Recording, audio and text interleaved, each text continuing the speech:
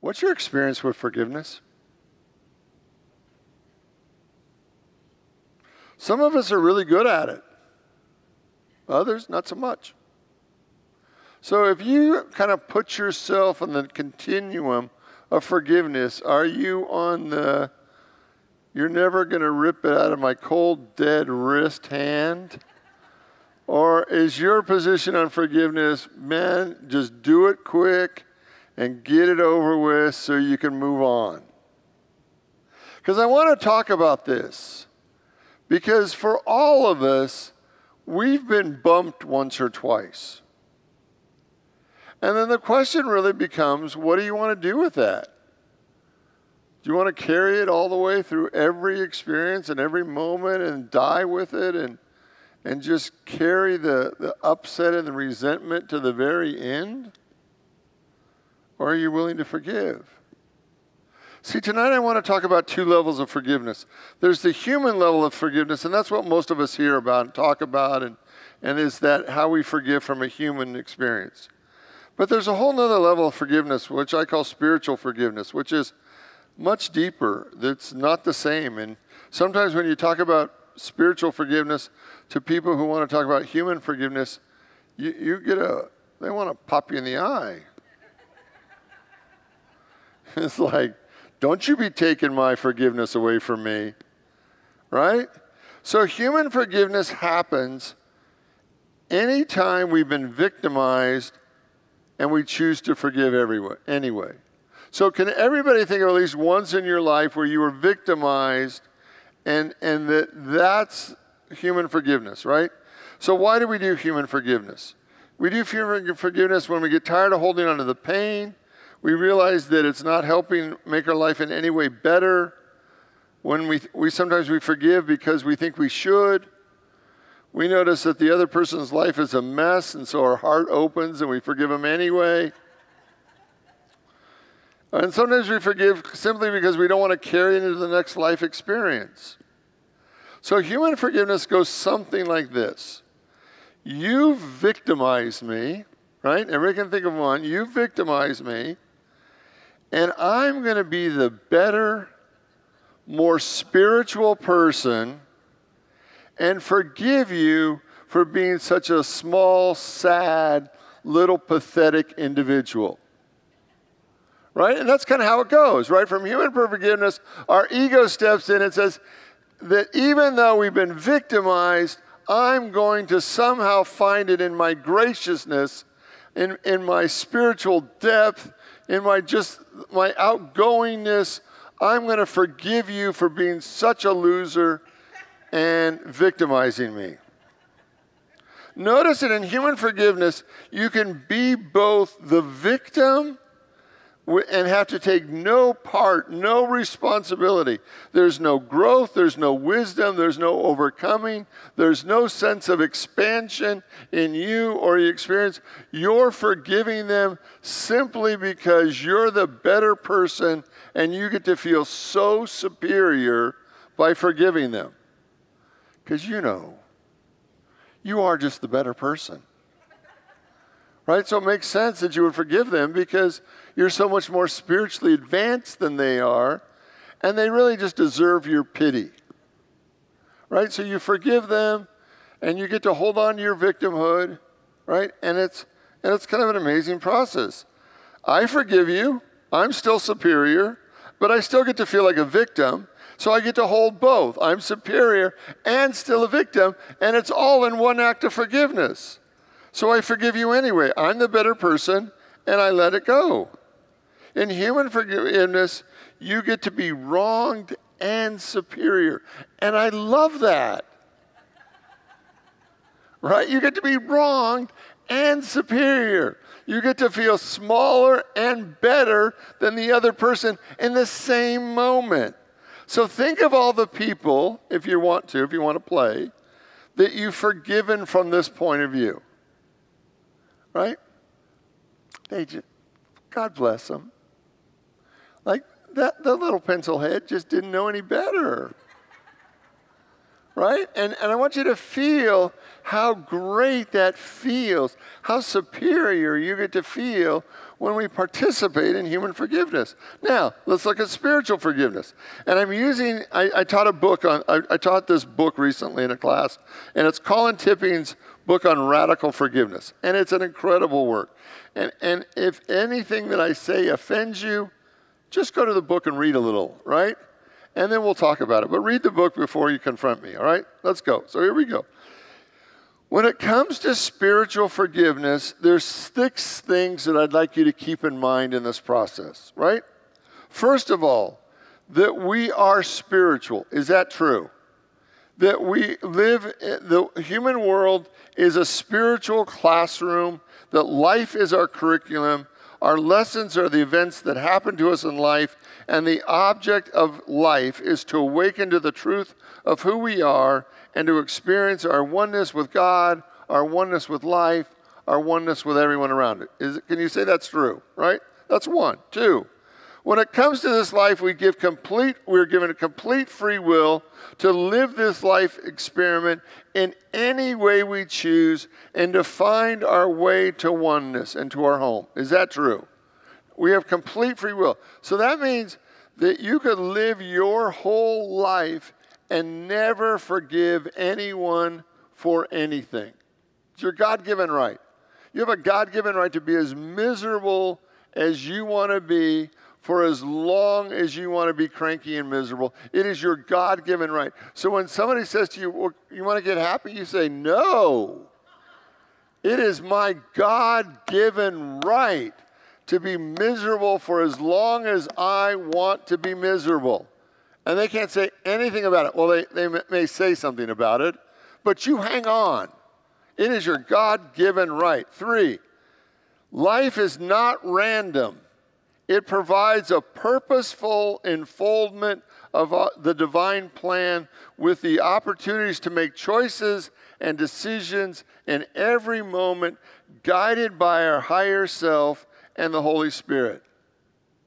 See, one of the things that I want you to look at in this idea of looking at a spiritual world is it random or is it by divine appointment?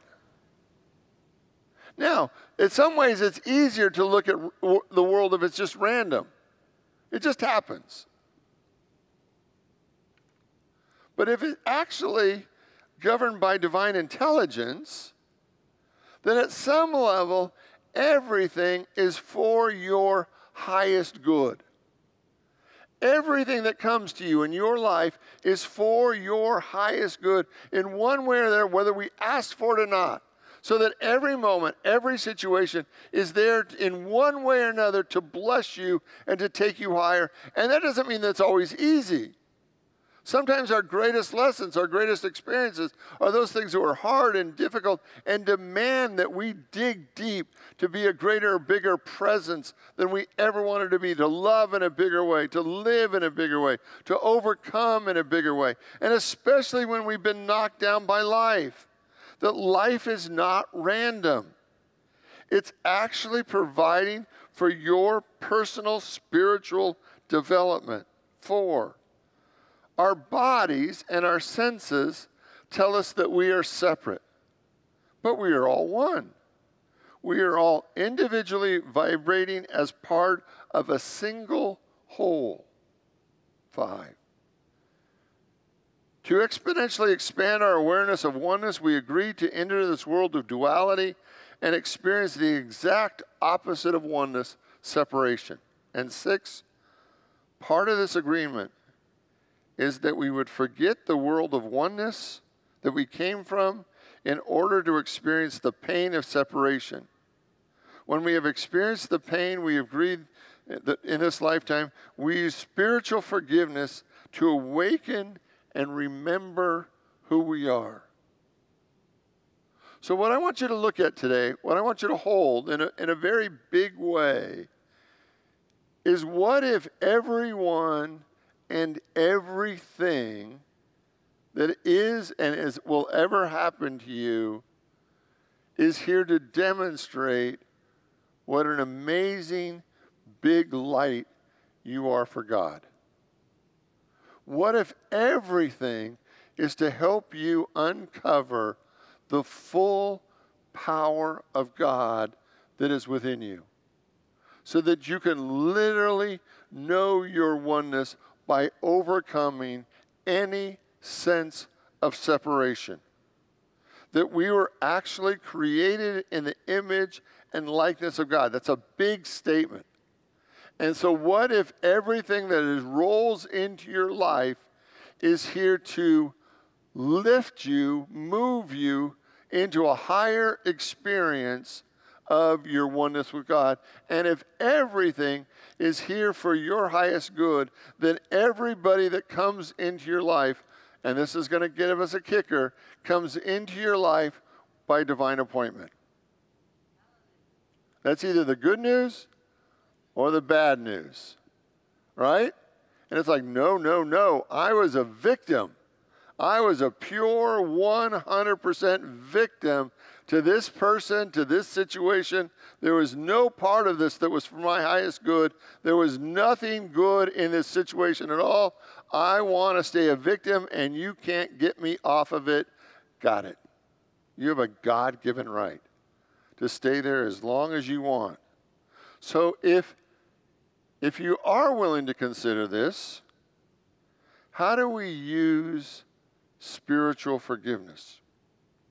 First, we don't deny that we were hurt. We don't deny the pain. We must feel it to release it. Where are you holding any pain in your mind, your heart, your body? And in the meditation I did this evening, I invited you to feel where you hold the pain in your body and simply open a space and allow the pain to float away, to allow the pain to be released. And what I want you to see is that you have a way of releasing all pain that is radically easier than you believe. But if you can't feel it, you don't know where it is, and you can't release it.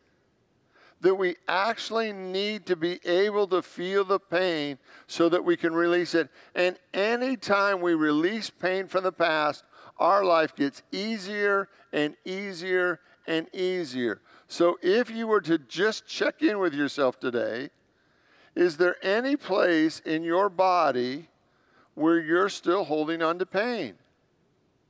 And would you be willing to let it go? 2, how has this person or situation come to awaken you? In the situation when we're talking about forgiveness, how has that person or situation come to awaken you? How are they here to help you become more godly, more spiritual, more divine, more created in the image and likeness of God? How have they come to awaken you? 3, what, if any, was the good in that situation?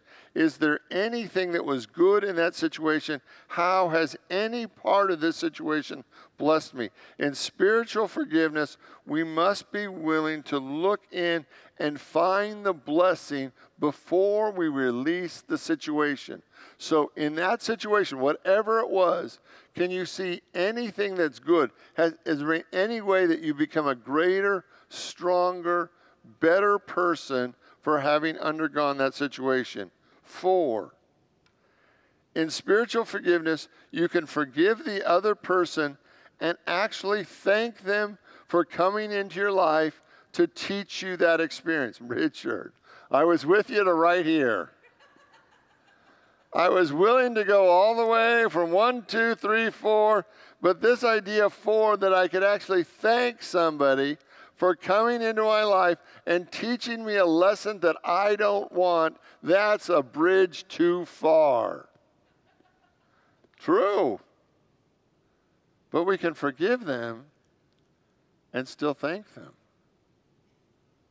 Because sometimes my greatest teachers, I didn't want that lesson.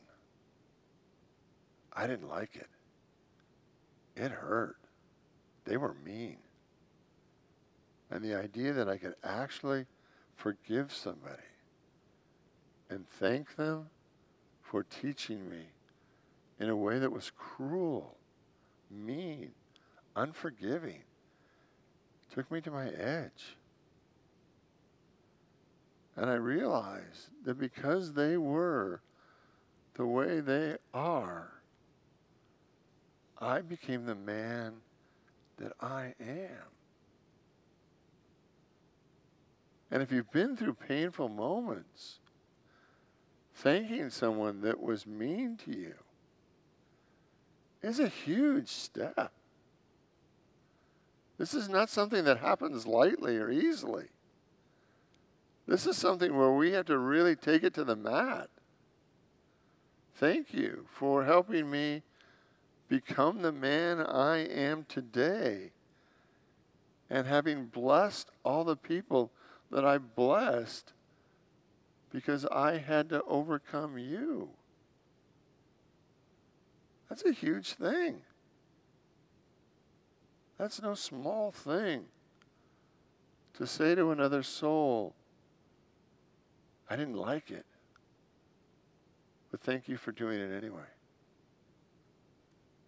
Thank you for fulfilling your part of this spiritual covenant that we had, because you prepared me in a way that no other person could. 5, spiritual forgiveness requires that we also be willing to forgive ourselves for any part in the situation that we played. Any part.